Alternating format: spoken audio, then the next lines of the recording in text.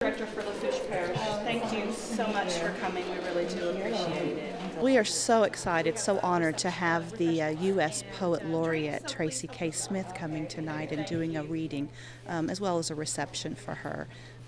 We're so honored to have been chosen to be one of the only place in Louisiana, but one of 7 states that she's going to be visiting in her tour. I think it speaks volumes, and it does kind of match up with what she's talking about tonight. Her book is Poems in Rural Communities.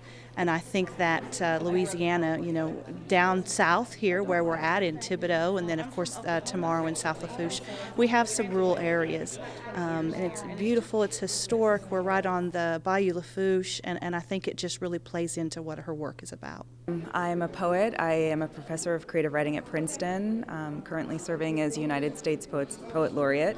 I've been reading and writing poetry seriously for most of my life, and I feel like poetry is something that allows me to slow down, pay better attention, and think things through in a way that's dips beneath the surface, which I don't think our everyday lives allow for very often.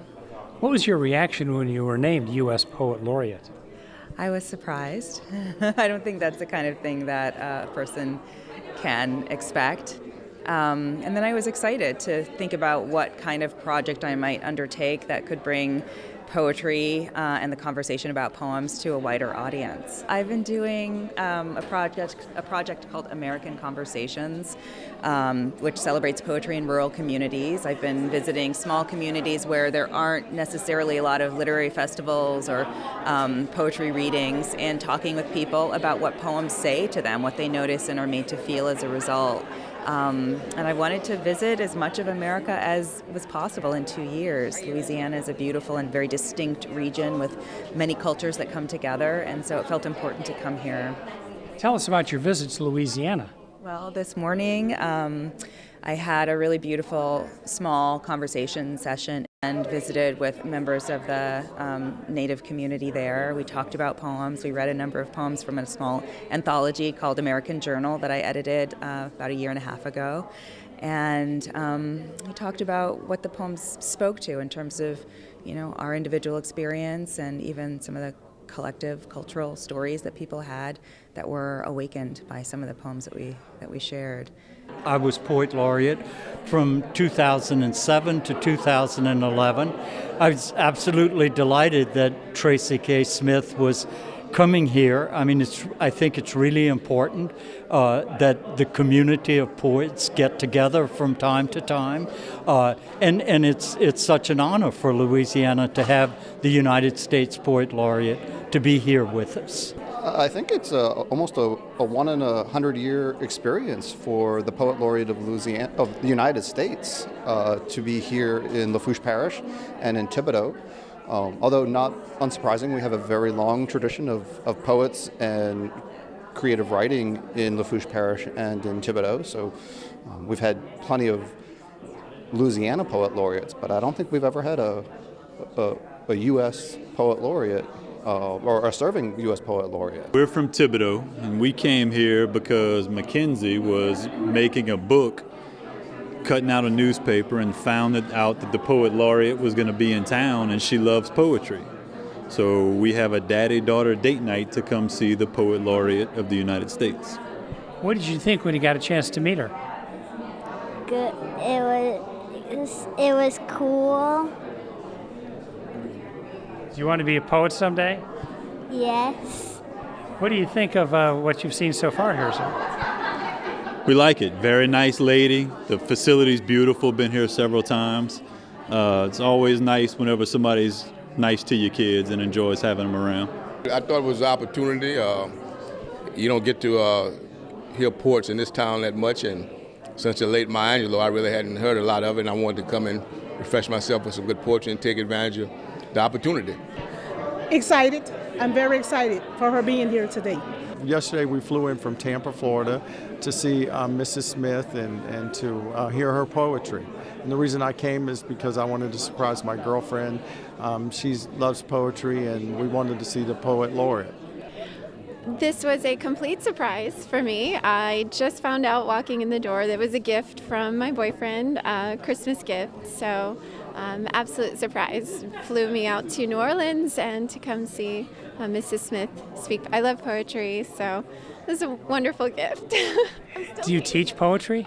I do, yes. Literature and writing, yes. Tell us how your students react to poetry when you tell them the story. Oh, I think they're going to be thrilled for me and really excited about the opportunity. So we'll definitely have to study some of the poetry as well. Tracy K. Smith is the author of 4 collections of poetry, including Life on Mars, winner of the Pulitzer Prize, and was a finalist for the National Book Award in Nonfiction for An Ordinary Light, a memoir. Walt Whitman heard America singing. Tracy, during this year, has heard America talking. Most recently this fall in Alaska, South Dakota, and Maine before ending her tour with us in Louisiana. To continue these American conversations, please welcome the 22nd Poet Laureate of the United States, Tracy K. Smith.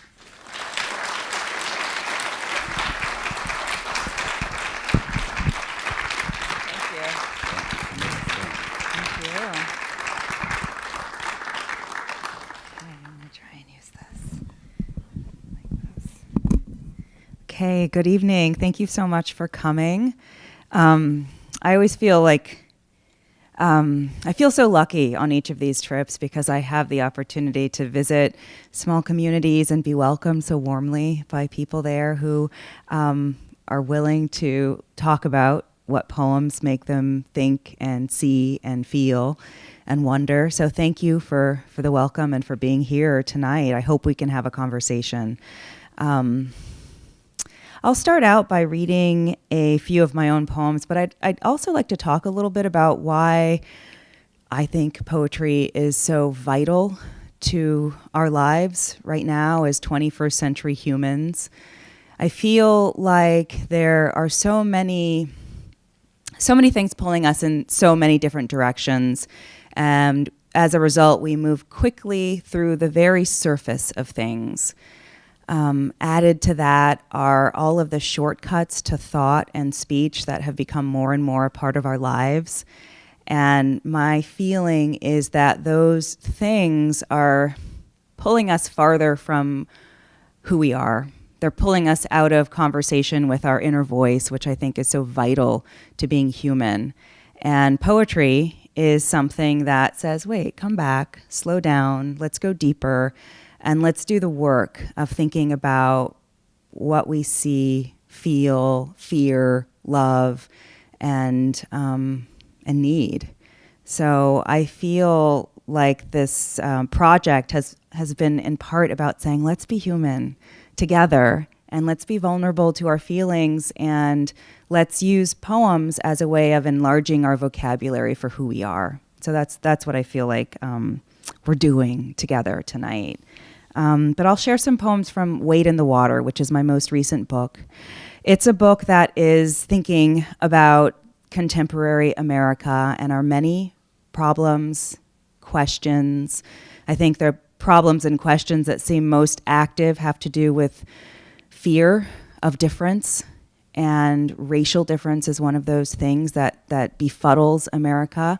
And so in thinking about that, I've turned toward history to see if perhaps there is another angle on this question that we haven't heard fully enough. So I'll share some poems that are set now and some poems that are looking backward. I think trying to be very resourceful about the trail that's been left us by generations before. But I'll start with a simple, grateful poem about nature. I feel like the natural world is one of the great sights of the holy. This is a poem that's set in Texas, hill country, which I visited for the first time a number of years ago. I'll share it because I feel like seeing so much of America on this tour has given me an appetite to talk about the different landscapes, and this is certainly one that I hope I will return to in language. Hill country. He comes down from the hills, from the craggy rock, the shrubs, the scrawny live oaks and dried up junipers, down from the cloud bellies and the bellies of hawks, from the caracaras stalking carcasses, from the clear sun-smacked soundlessness that shrouds him, from the weathered bed of planks outside the cabin where he goes to be alone with his questions. God comes down along the road with his windows unrolled so the twigs and hanging vines can slap and scrape against him in his Jeep, down past the buck caught in the hog trap that kicks and heaves, bloodied, blinded by the whiff of its own death, which God, thank God, staves off.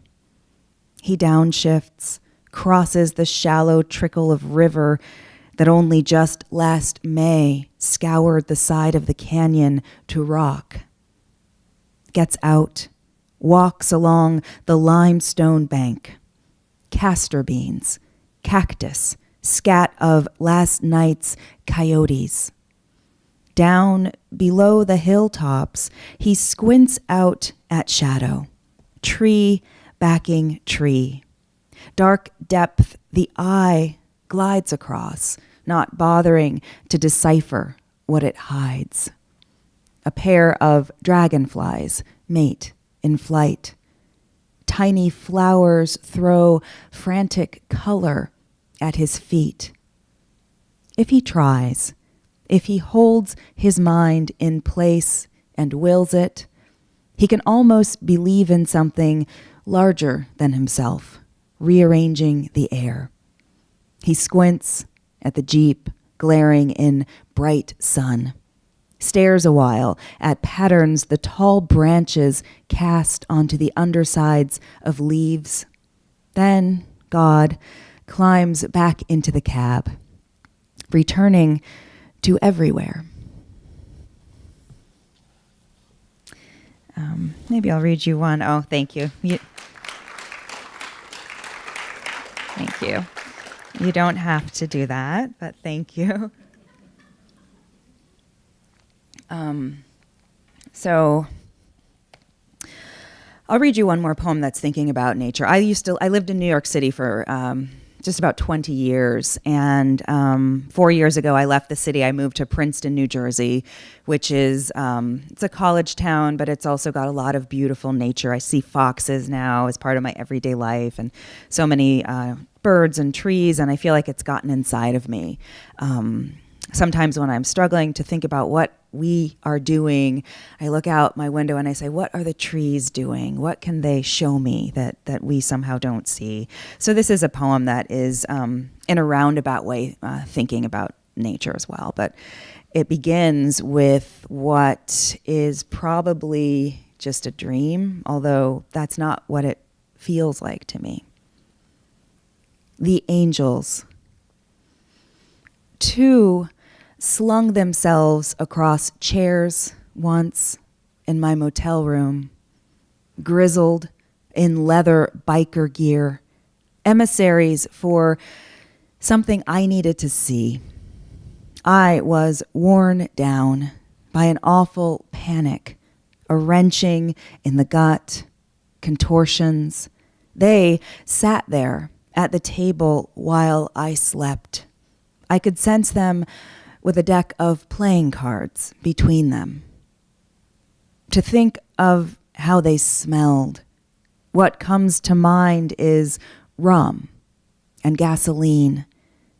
And when they spoke, though I dared not look, I glimpsed how one's teeth were ground down almost to nubs, which makes me hope some might be straight up thugs.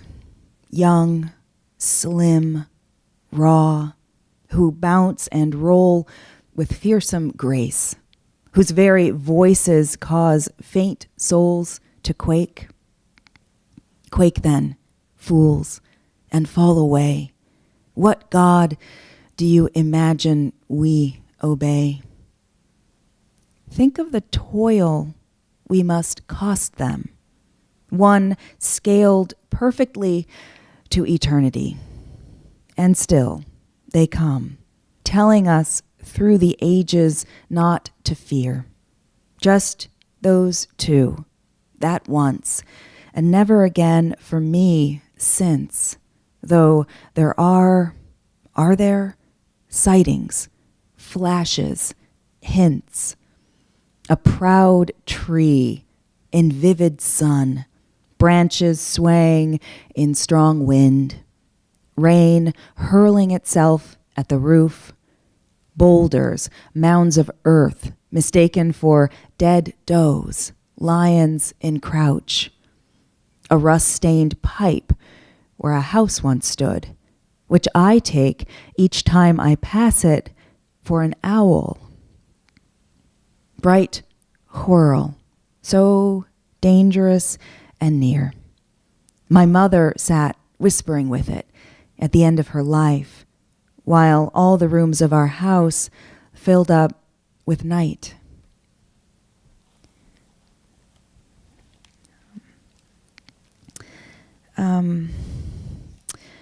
Well, I'll read you the title poem and then maybe share one of the history-based poems. This, to me, is a poem that sort of straddles the present and the past. I've been working on an opera libretto for the last few years that has taken me to coastal Georgia and South Carolina, to the Sea Islands, for research.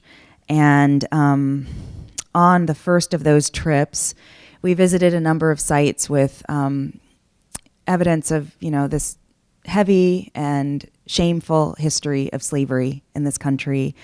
And I had the weight of that on my mind, on my heart.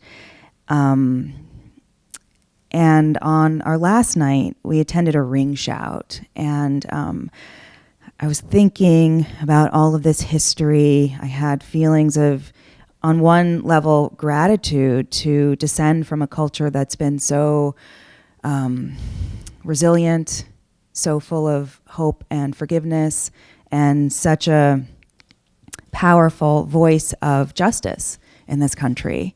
And on the other hand, a deep sense of pain. And with all of this in my head, I met somebody who was one of the performers. She saw me and she said, "I love you." And she gave me a hug. And that just opened the floodgates for me. I lost it. I felt so seen and so healed in a way by that gesture.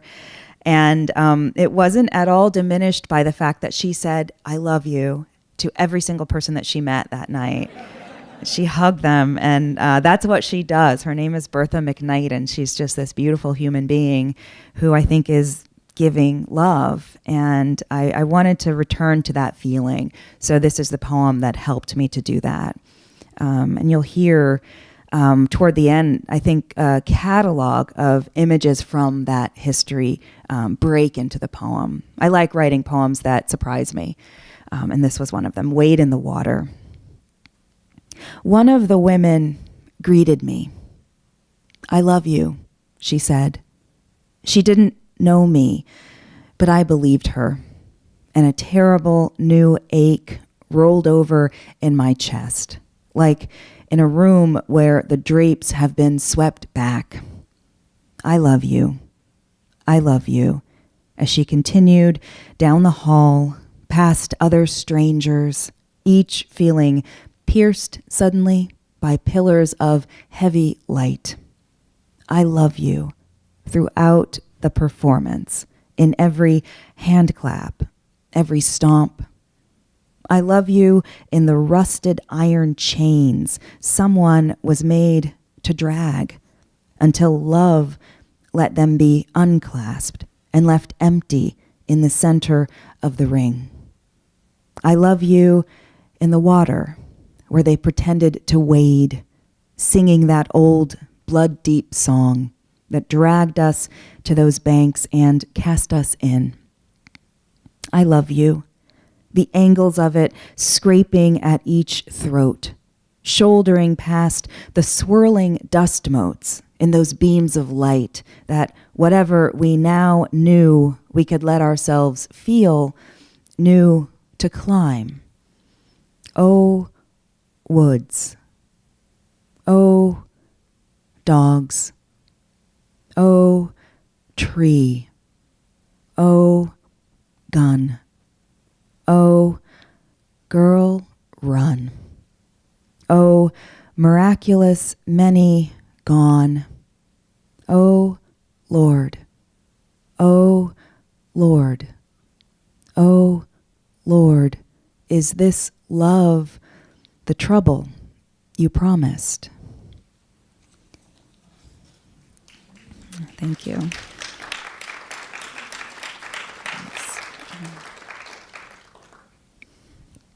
All right, I'm going to read a poem that is built from the Declaration of Independence. It's an erasure poem, which means that I looked at that original document and I began to delete text and see if I could hear another source of information.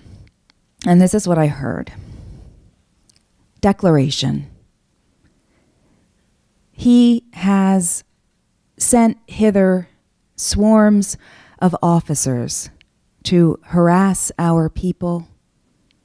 He has plundered our, ravaged our, destroyed the lives of our, taking away our, abolishing our most valuable, and altering fundamentally the forms of our. In every stage of these oppressions, we have petitioned for redress in the most humble terms. Our repeated petitions have been answered only by repeated injury. We have reminded them of the circumstances of our emigration and settlement here, taken captive on the high seas to bear.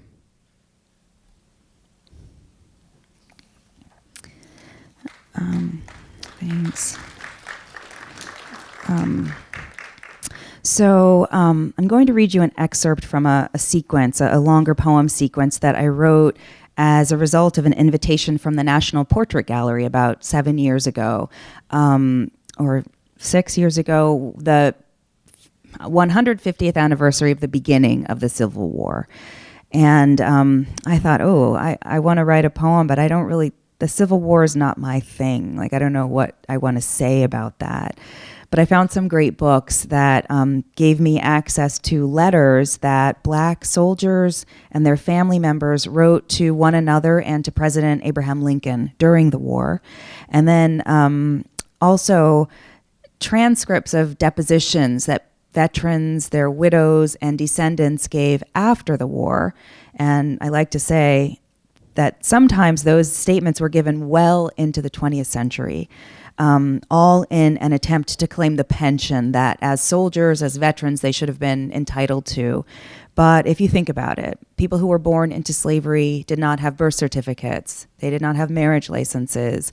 They were not given documents to attest to the fact that even if they changed their name at emancipation, they were still the same person who had fought or served under this other name. And so many people were denied the justice of the pension.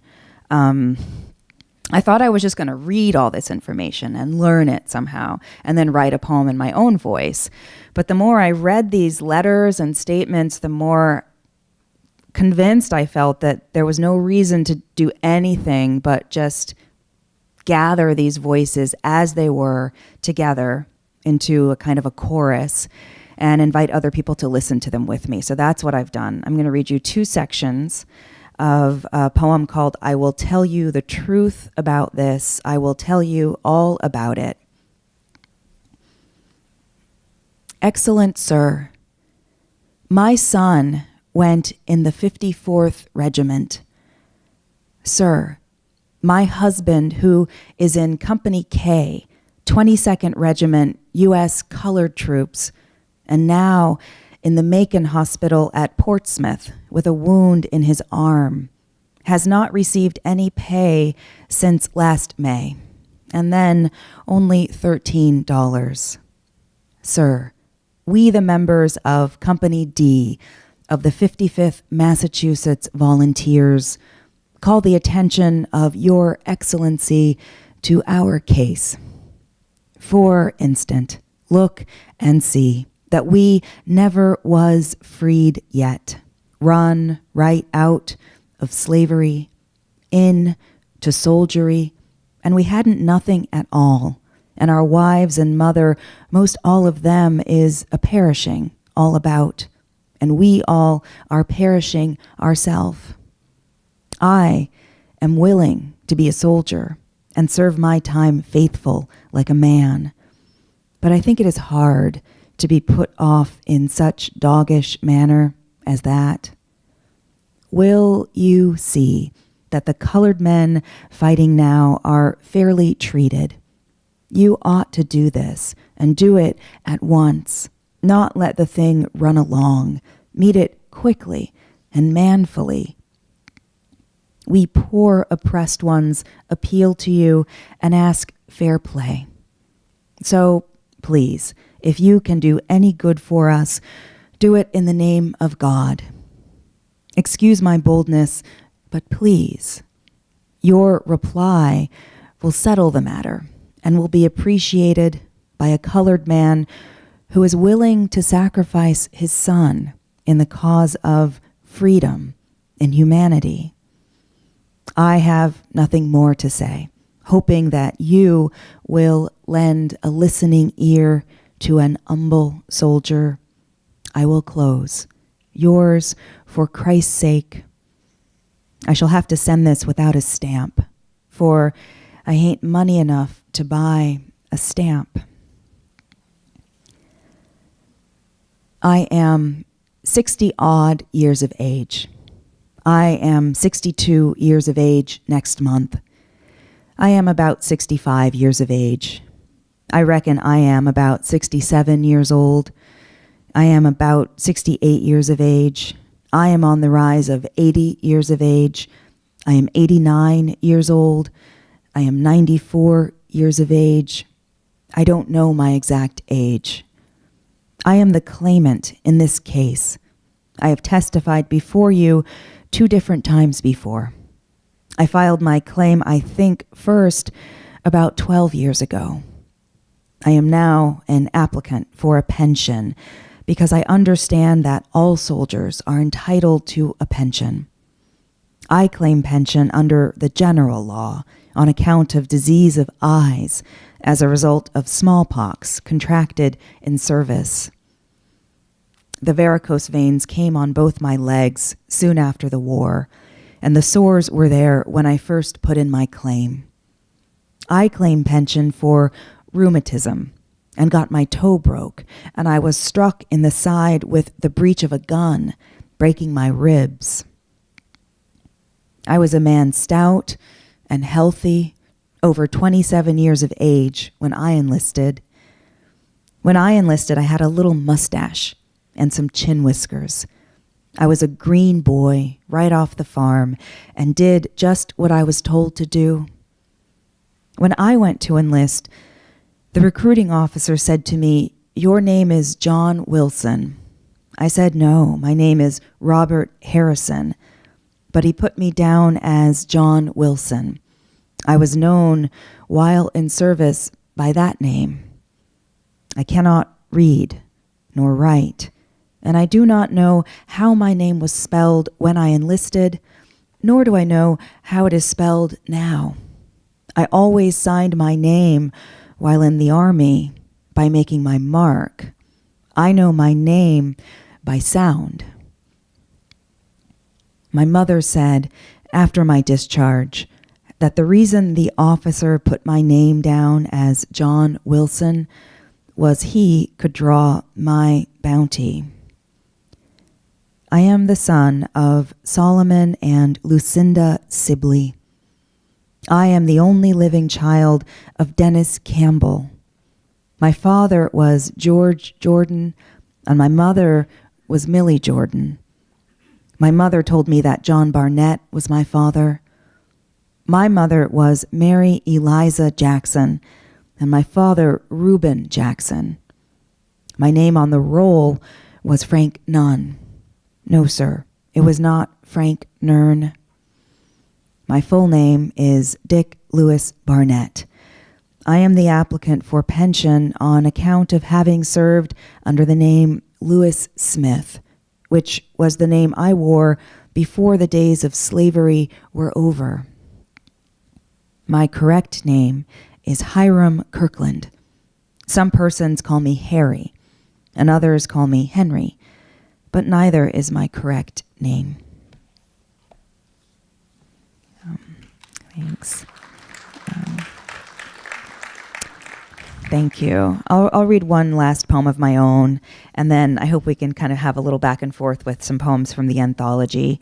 This is a poem that came from a dream. I don't have a lot of poems that came from a dream, but I guess I have the two, this is being the second. And I woke up because I realized if I could write this down, then I'd have a real poem to keep. And initially, because of the content of the poem, I chose to call it The Mowers. But the longer I lived with it, I realized that maybe it was a metaphor for something else. So this poem is now called Political Poem.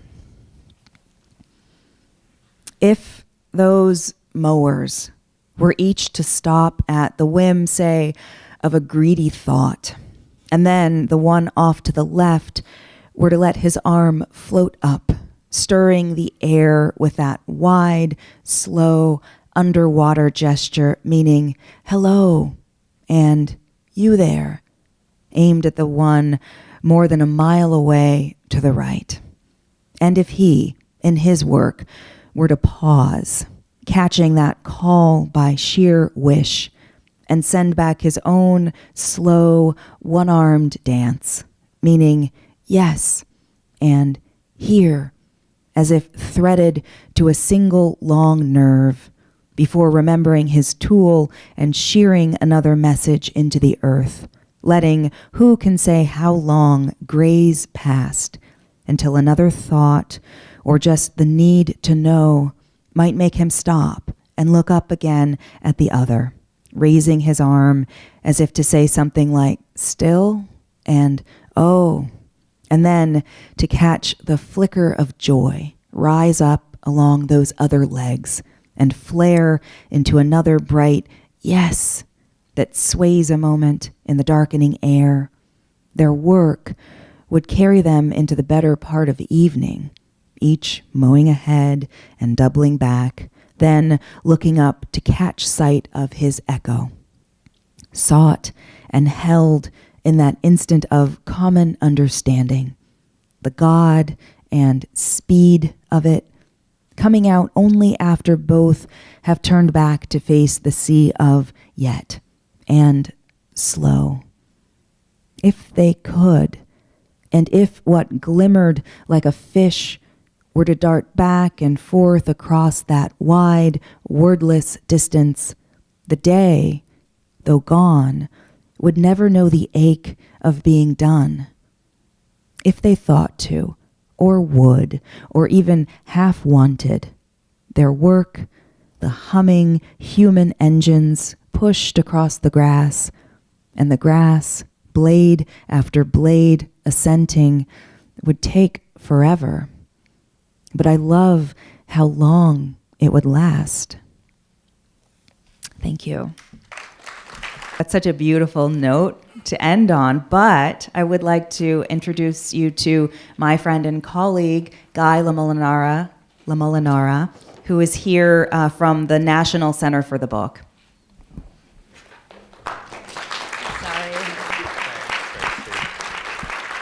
Thank you very much. I just wanted to thank everybody for coming here tonight, and I wanted to thank the Louisiana Center for the Book for co-sponsoring this program, and Jim Davis, who you met at the beginning of the program. He's been directing the center for over 10 years now, and he does a wonderful job of promoting Louisiana's rich literary heritage. So thank you, Jim, for all you do for us.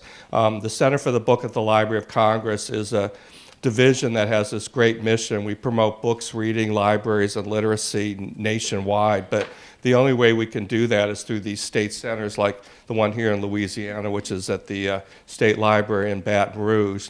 So I'm happy to tell you we're opening a new center for the book next month, and it will be our 52nd affiliate, and that will be in Puerto Rico.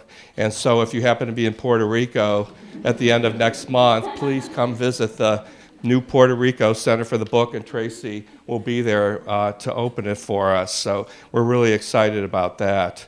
So once again, thank you so much for coming tonight. I'm sorry this is the last of our American conversations, because I've really enjoyed being on all of them with Tracy, and I've met so many wonderful people I never would have met before, and I've gone to places I never would have seen before. So I hope you really enjoy this book and you keep reading it. And also, if you want to continue the conversation and you use Twitter, you can go use the hashtag American Conversations, and you can see what other people have done along this journey with us. So thank you again.